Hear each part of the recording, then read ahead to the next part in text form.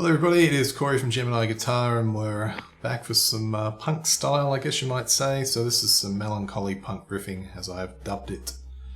Before we begin, I am in standard tuning. Guitar used is a DBZ Halcyon, and you can read more about my sound and setup over at the website. You can look at the link down below this video, and also if you want to support the channel, the way to do that is just to visit the download store and you can purchase any or all the products there. And there are some packs available as well, so you can save some money at the same time. So if you're able to do that, it would be greatly appreciated. So this lesson focuses on simple power chord shapes and just a couple of simple things we can do to them to make them sound more interesting within the parameters of the progression. Okay, so what we start off with is the open A5, and we're going to do that twice, played as 2 down strums. What you're going to do after that, there's 2 ways to do it. The way I prefer to do it, just because of the way my hand is these days and to avoid unnecessary strain, is to use an alternate picking approach, or you can use a strict down picking approach for the 2 open strings into the power chord again. So you'll either go 2 downs into the power chord, or you can use down up. I prefer the down up approach.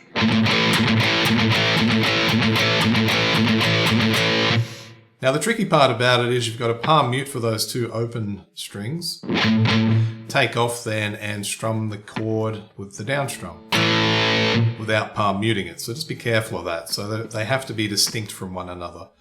So bar 1 will sound like this.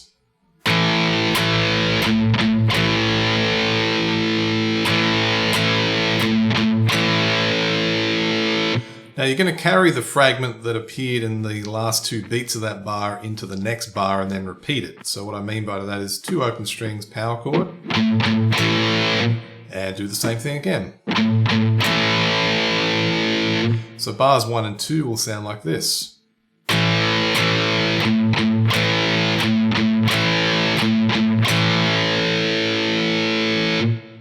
And basically that's the right hand pattern for the entire piece.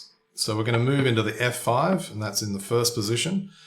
Strum that chord twice, do the single root note twice palm muted, followed by the chord once more with a down strum.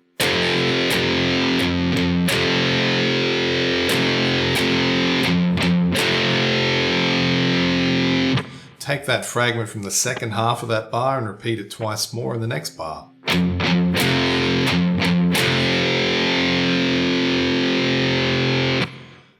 Move into the E5 voicing in the open position. So this is an E5 open power chord, and we're just going to do the same thing. So strum twice, then open string palm muted twice, open chord again, strum once. Repeat the fragment in the next bar 2 times. Now a little bit of a quirk in the mix here, and this is what I prefer to do when I'm playing this kind of stuff. I remained on the open E root note from the previous chord, moving into the next bar, and then I transform into the F5 after that. So in bar 7, it'll look and sound like this. If you wanted to, you could change straight into the F5, so from the previous bar.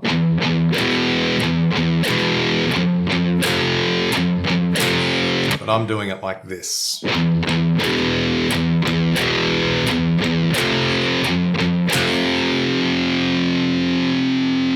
my take on it is that's just a small way of just introducing a little bit of variety into the mix, and little things like that can go a long way to making everything sound a little bit more interesting, in my opinion anyway.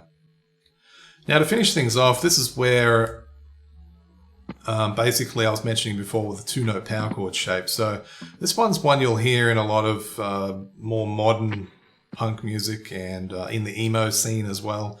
This was used a lot. I'm not going to mention the bands, but you know who I mean.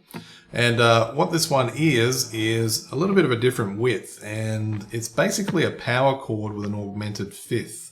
So in this case, it's the 4th fret on the low 6th. Now, normally the power chord shape would look like that. There's the 5th there. What we're going to do is we're going to augment that. Augment just means to raise that note by a semitone, and on the guitar that equals 1 fret.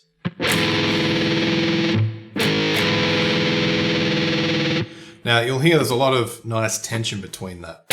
So it's not a chord you can stay on for too long, otherwise it begins to sound a bit eerie and unsettling.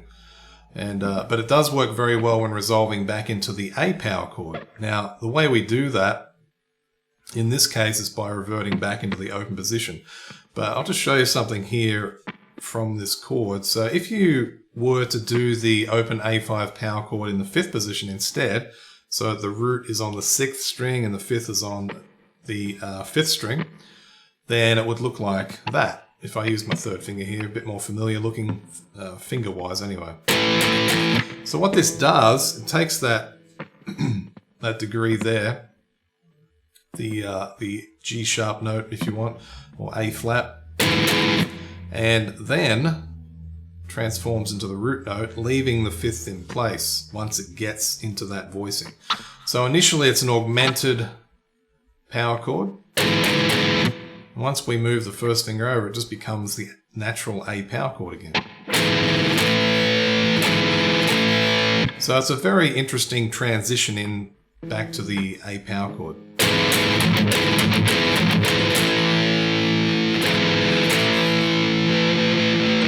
Okay, so now let's look at the second half and what happens there. It's basically the same thing, but this is just going to demonstrate just slight alterations you can do with these voicings just to provide a bit of variety. So what we're going to do is we're going to use the A5 power chord to start with.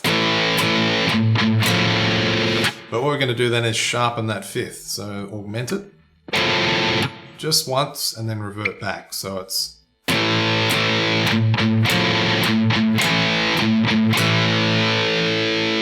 And when we get to F5, we're going to flatten the 5th, like this.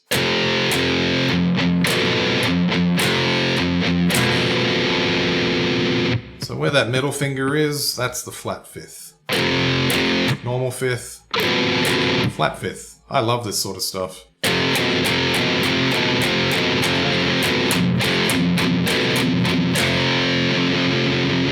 Sounds really cool. So those two bars sound like this.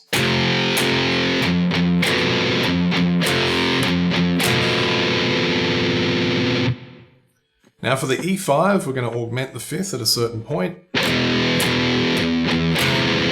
Just there.